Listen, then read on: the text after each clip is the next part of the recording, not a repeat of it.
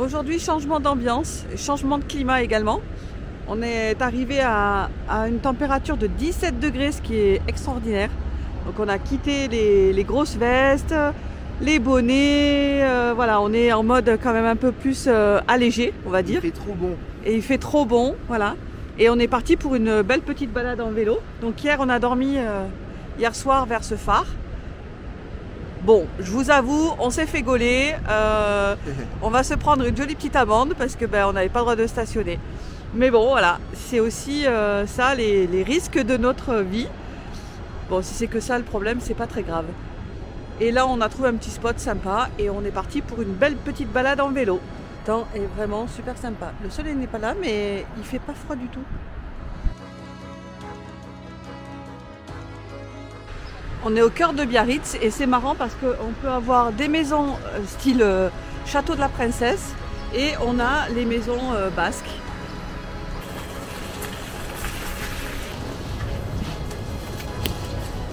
Donc comme on peut voir, c'est tout mouillé parce qu'en fait je pense que en période de grande marée, ça doit être gavé d'eau. Ouais, nous on est obligé de descendre du vélo parce que ici c'est impossible. Il y a du sable comme si on était sur la plage.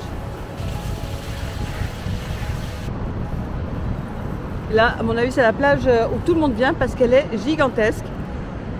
Et il y a les surfeurs qui surfent la vague.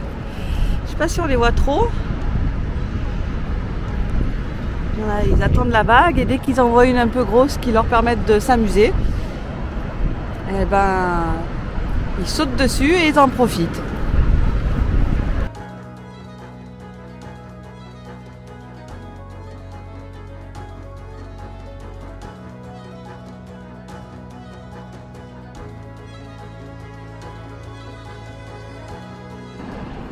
Et l'eau, au fur et à mesure, elle arrive et au fur et à mesure des années, bon, je pense que ça a des milliers d'années, hein, mais tout est rongé par le sel, par la frappe des vagues certainement, parce que tout ça, je pense que l'eau arrive vraiment jusqu'en haut.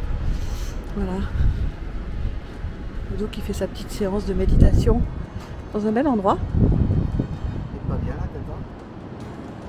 On est pas mal, hein? Il fait trop bon au soleil. Ouais. Et c'est fou cette douceur. Il fait 20 degrés.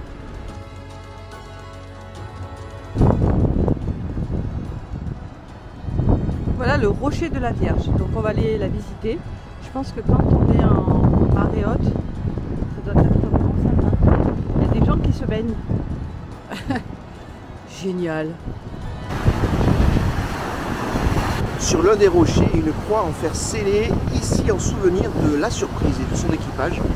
En novembre 1893, ce bateau et ses 5 hommes furent engloutis par les flots.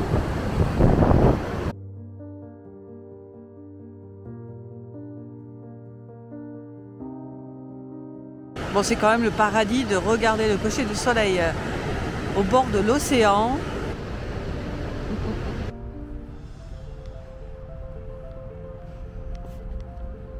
Elle est chouette cette petite péniche là-bas. Et oh, il y a quelque chose en face là. Est-ce que tu saurais me dire ce que c'est? Qu'est-ce que c'est là? C'est la citadelle. Donc nous voilà à l'embouchure donc de la Nive à droite, qui se jette dans la Nouve à gauche et qui ensuite les deux se retrouvent là pour aller se jeter dans l'océan.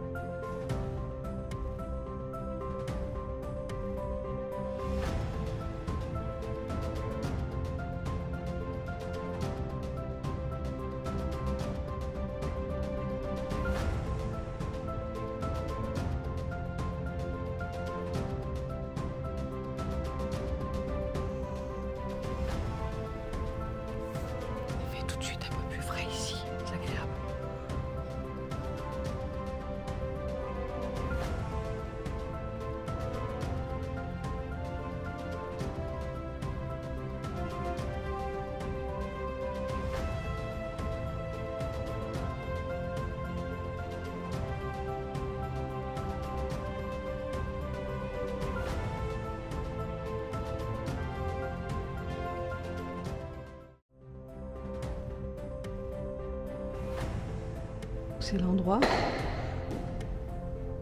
où ils jouent avec les basques.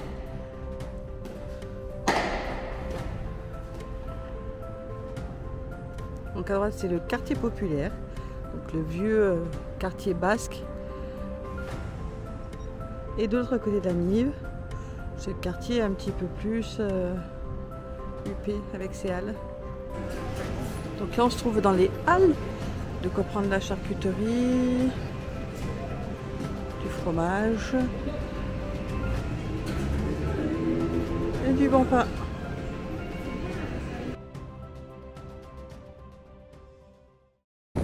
Bon, changement de décor, on a quitté le Pays Basque pour venir dans les Landes au Cap-Breton. Et voilà. Bienvenue. Et on a récupéré le pont de feu comme vous pouvez voir.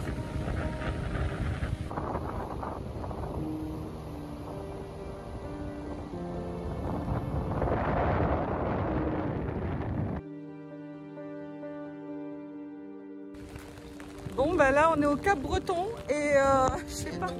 Et fait un temps de breton. Bon, on a quand même mis les carouets et on part en balade. Ouais, on est tarés, je sais, mais on profite. Et puis l'eau ça mouille, c'est tout. Voilà, on va visiter le port. En attendant notre lessive elle tourne et du coup ça nous permet de faire la micro balade.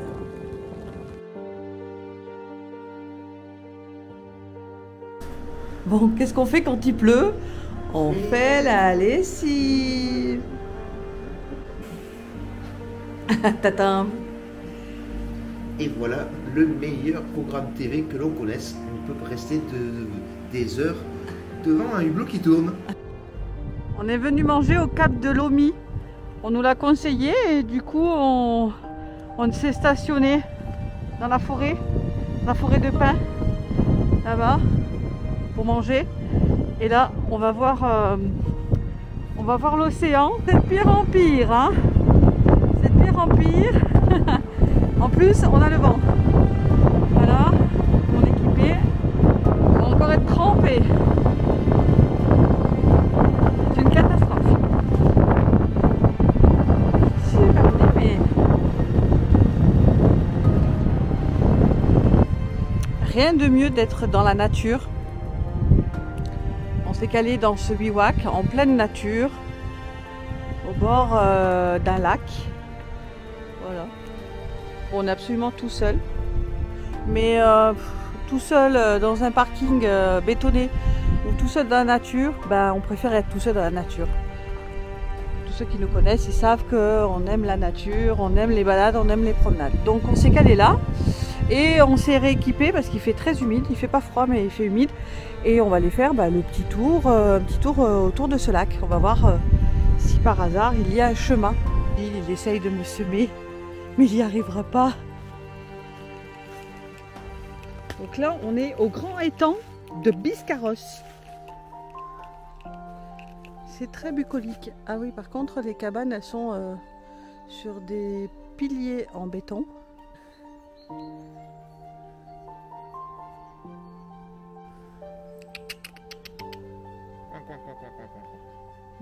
Gilles qui parlait à l'oreille des cygnes. Bah, j'attire le cygne un peu pour qu'il fasse la photo. Quoi, Ah d'accord. Ouais d'accord. C'est plus un canard que tu es en train de m'attirer, non? Ouais, mais je sais pas faire trop bien le cygne. Parce qu'à côté il y a des canards, donc oui. C'est les canards qui vont venir, mais peut-être pas ça quoi.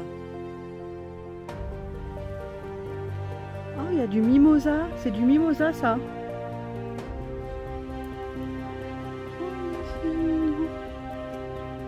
Petit banc des amoureux. Ça sent bon le mimosa.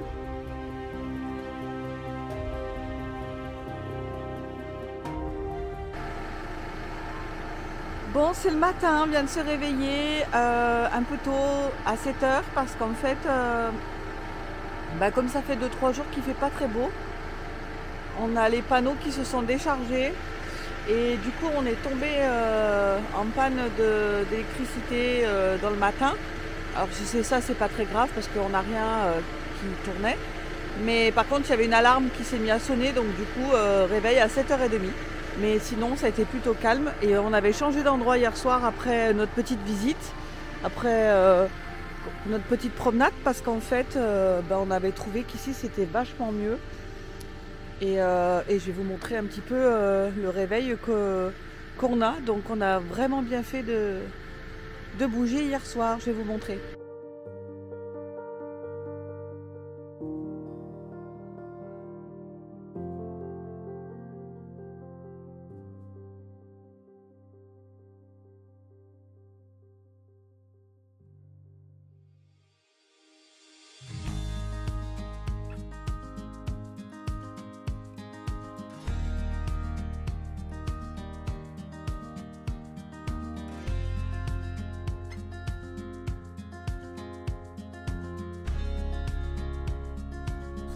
À Bourg-en-Bresse. Il y a des marécages, il y a de la flotte à gogo.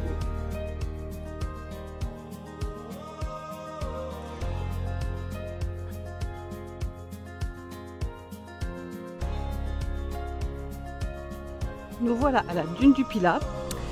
On est au pied de la dune et l'objectif, c'est de arriver là-haut. Voilà, au mieux. Donc c'est par le sable, donc je pense que ça va nous faire rire un sacré moment. Allez, c'est parti. Voilà, chacun va monter à son rythme, parce que dans le sable, c'est pas très évident. Allez Doudou, on y est presque. Voilà la récompense, une fois qu'on a monté la dune, qui n'était pas évidente. Voilà, on a monté ça, dans le sable. Et on arrive sur la plus majestueuse dune du Pilat.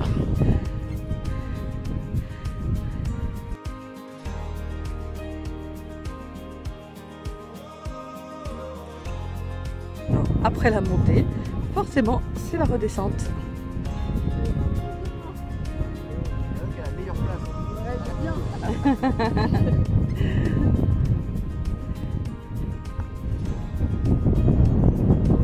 Doudou. Allez Doudou, cours. Vas-y, jette-toi dans le sable. Promenade autour du bassin d'Arcachon et on vient de se rendre compte qu'il y a des villages juste magnifiques qui sont pratiquement les pieds dans l'eau.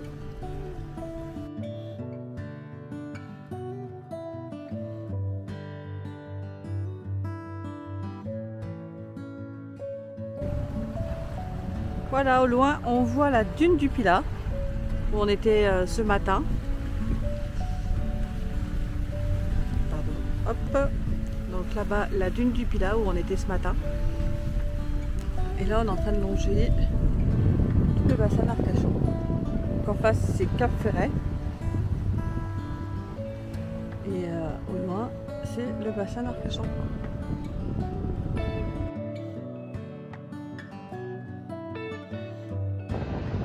Gros saut de bus aujourd'hui parce que ce matin on était à Arcachon, nous avons visité le port des ostréiculteurs, merci, et il s'est mis à pleuvoir. Donc comme le temps était chafouin, on a décidé de prendre la route et de remonter pour se rapprocher un petit peu de notre prochaine excursion. Et donc là on se trouve à Soulac. On est pile poil sur la pointe. Bon, je vous montrerai une vidéo. Et là, on est calé juste là, voilà, avec Monsieur Patate. Et ce soir, on va dormir face à la mer. Enfin, non, face à l'océan, pardon.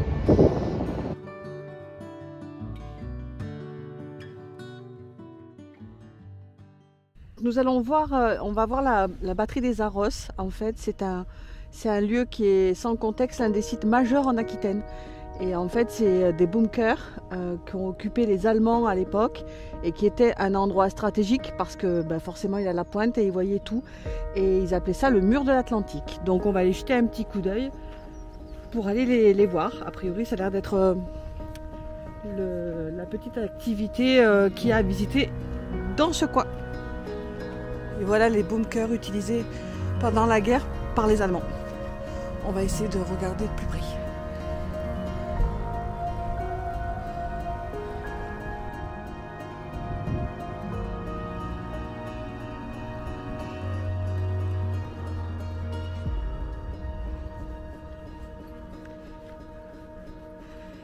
Il y a vraiment des représentations qui sont juste magnifiques. Ah, donc ça, il se blindait là-dedans en fait. Ouais.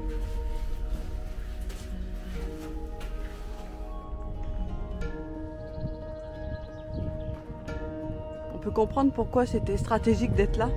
Il y a une vue à couper le souffle.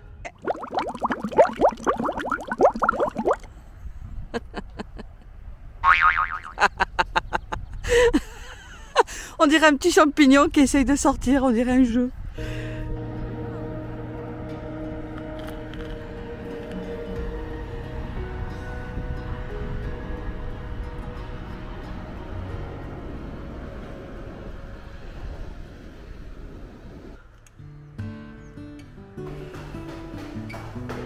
Bon, nous allons monter tout en haut au phare.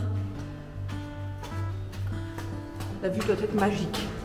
Donc il est encore en fonctionnement celui-ci. Ouais, c'est le nombre de marches. Voilà. Allez, on en est à la 100e.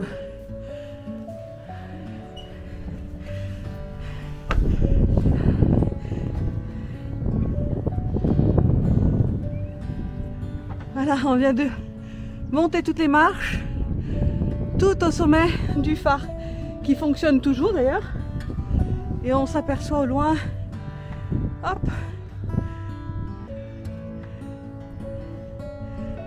pardon. Alors je vais essayer de zoomer à mort pour essayer de voir. Voilà, on voit le phare tout au bout. Et donc là on voit la lentille de Fresnel. La lentille de Fresnel, voilà, elle doit être hyper puissante parce que du coup c'est ce qui permet au phare d'éclairer les bateaux. C'est pas l'ampoule qui est forcément très puissante, mais la lentille qu'il y a tout autour, ouais, cette capacité à amplifier et à projeter sa lumière très très loin. Merci Jamie. Bon. Et pour l'anecdote, on a rencontré le dernier le gardien de phare, Serge, qui nous a raconté son histoire et il nous a expliqué qu'il est resté pendant 35 ans à faire ce métier dans ce phare-là et il avait des missions de 15 jours, il rentrait pour une semaine à la maison et il repartait. Donc le gars, il a vu des choses incroyables, autant le calme plat, mais comme autant toutes les tempêtes et toutes les furies de l'océan. Donc il nous a dit que c'était incroyable. Et il se régalait parce qu'il pêchait des poissons qui étaient énormes. Voilà, donc voilà, c'est une belle rencontre, une belle histoire avec ce monsieur fort sympathique. Et là, nous, on est en vélo. On s'est fait un petit resto. Et là, on est de nouveau sur les vélos. Et voilà, on est déjà à 22 km. Donc je pense que... Ouais. Donc je pense que ce soir, on va bien dormir, bercé par les vagues de l'océan.